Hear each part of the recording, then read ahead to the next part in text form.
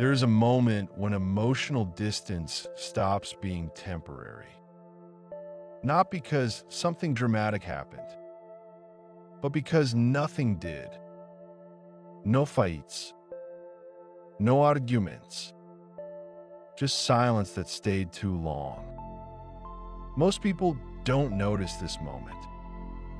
They only realize it when the distance feels impossible to cross. At first, emotional distance feels harmless.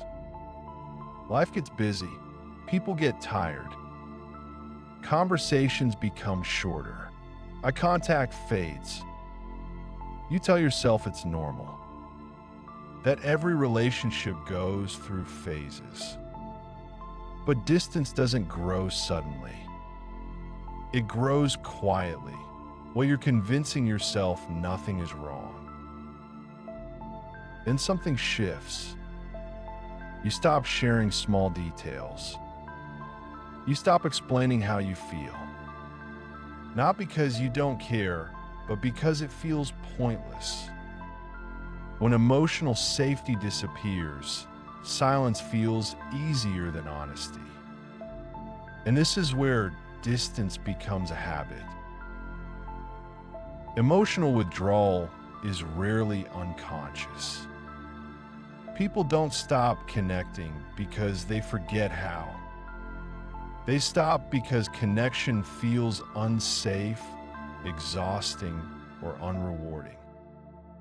Pulling away becomes a form of self-protection. A quiet decision to feel less so nothing can hurt as much. There's a moment when both people feel the distance, but neither says anything, because speaking would force change, and change feels risky. So the relationship enters a fragile balance. Close enough to stay, distant enough to avoid pain. Distance becomes permanent when it stops being questioned. When silence feels normal. When absence feels safer than presence. At that point, reconnecting doesn't feel romantic. It feels uncomfortable. And many people mistake that discomfort for proof that it's already over.